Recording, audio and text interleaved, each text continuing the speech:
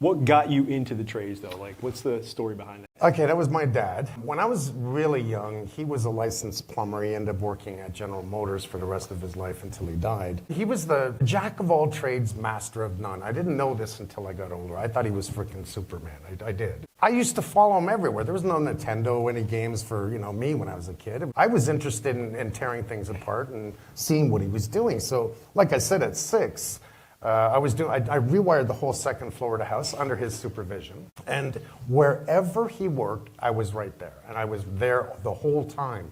And it got to the point where I was 12 years old, and this is all true, I finished my very first basement. And it was my aunts and my dad would come in and take a look at what I'm doing. By the time I was 19, I ran a company with 13 employees. I told the owner, I'm the boss, nobody tells me what to do, and I'll make you money.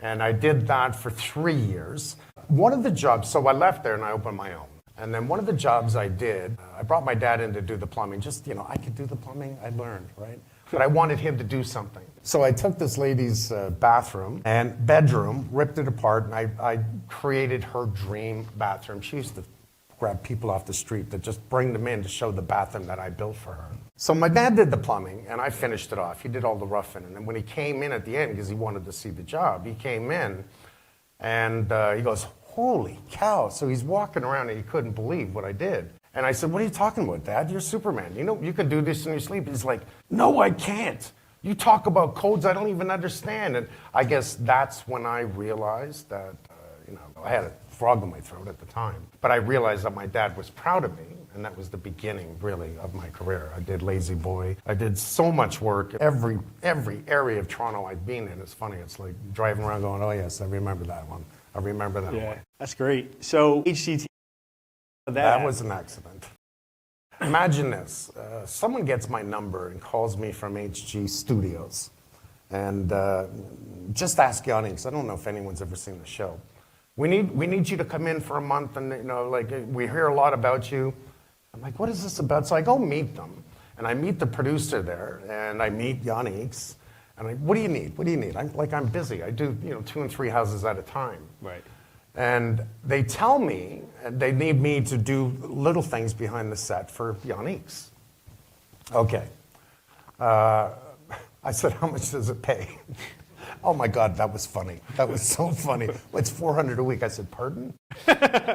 And I said, you know what? There seems to be a good synergy here, and I like a lot. If I can run my business from here, I'll give you 4 weeks. Okay. That was the beginning, and then I met one of the top guys, I've got to tell you.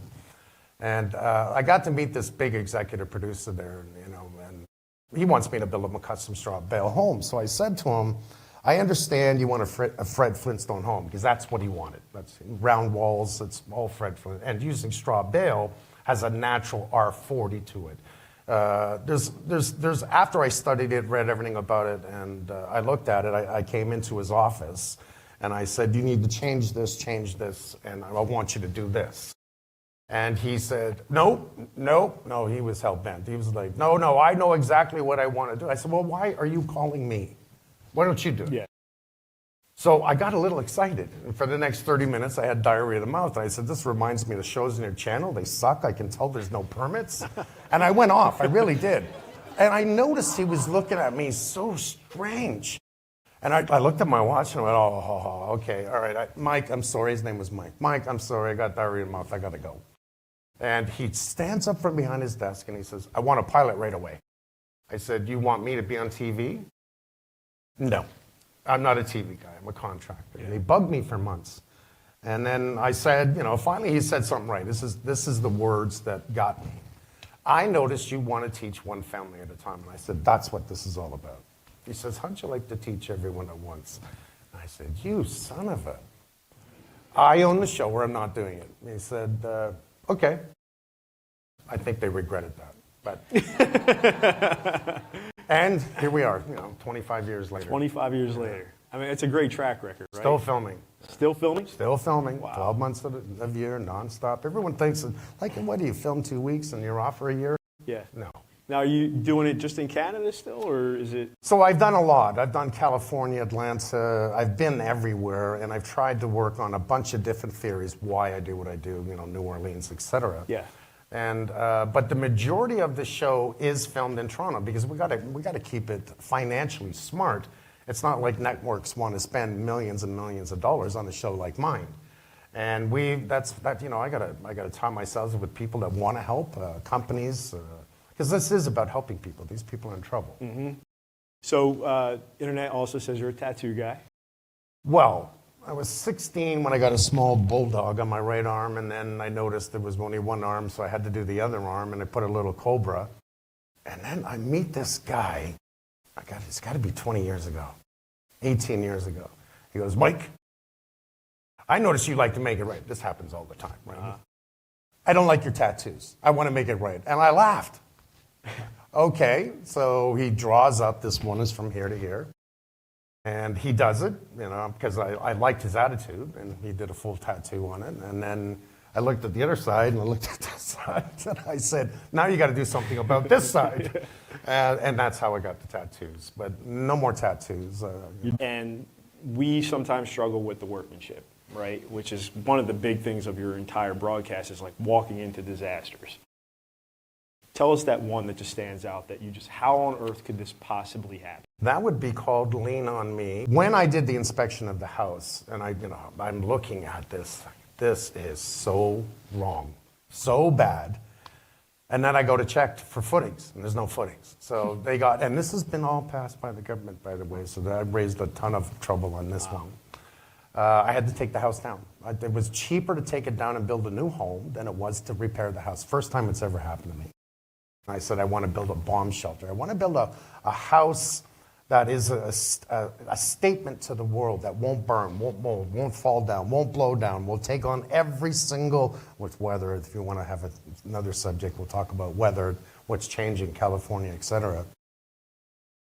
I put the people in the house, I paid their bills, I paid their legal fees, and I built them a house, and they had to give me $1 at the end. Can you imagine I had to take their house down because it was that bad?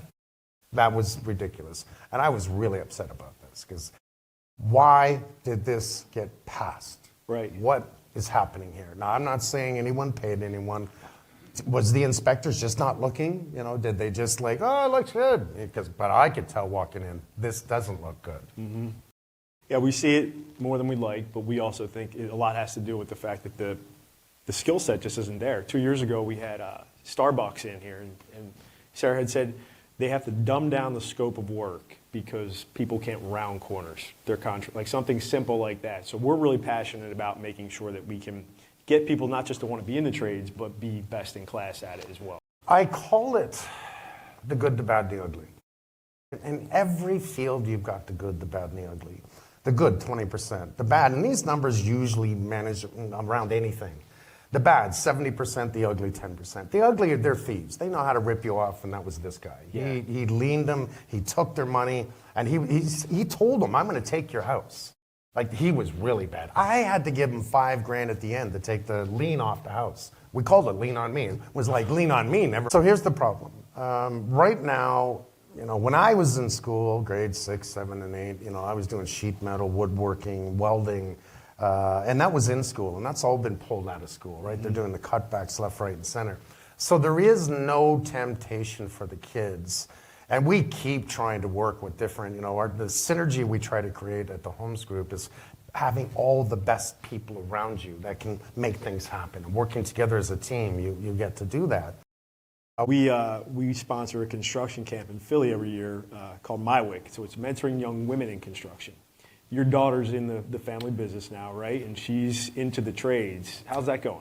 Well, it's funny because at first she hated the camera. She really did. They were so terrified of the camera. And bit by bit with me playing with them, they got used to the camera. And my whole goal was to get them into the trades, get them to love the trades. And of course, my daughter was the perfect candidate to become, for women in skilled trades, she's up here, right? People respect her, they love her, women love her.